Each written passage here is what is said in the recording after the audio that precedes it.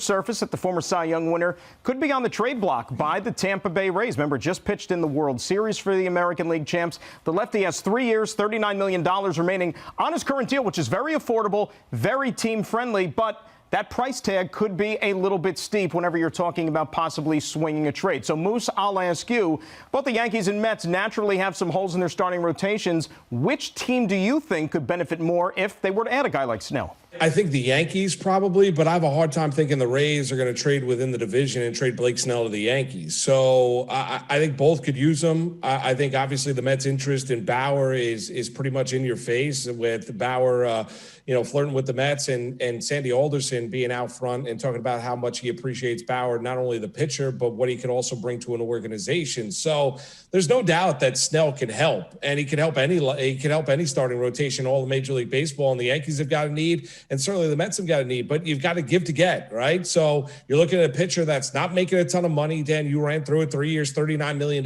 So you're looking at an affordable contract, a guy that's a top-end performer. We saw him pitch very, very well for the Tampa Bay Rays, especially in the postseason. The only thing that would scare me away is, look, we talked about the amount of money that he's making, and yeah, that's great if you're getting that. But so what I'm thinking is, well, okay, you're getting that for a guy who's a Cy Young talent with 3 years of control.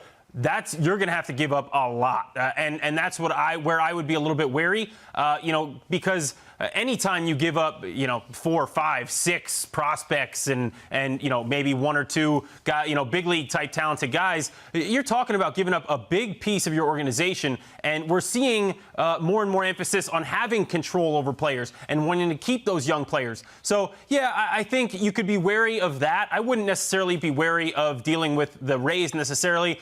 Look, I think what you're getting in Snell is a competitor, and I think there was a little bit of, pull back and forth between him and the organization. And so, I'm not saying that that's why he's on the trade block, but it could be part of it. Maybe there were some other conversations behind closed door. This guy has never thrown more than 180 innings in a year, and that was in his Cy Young season. Some of that has to do with the way the Rays treat their pitchers as well. They just don't let them go deep into games, and we saw it in the postseason. But this is the way they operate too. Is they traded David Price, they traded Archer at a time when they were still productive pitchers. Price was still considered a superstar at the time because they want to get out in front. They don't want to have to pay people, and they.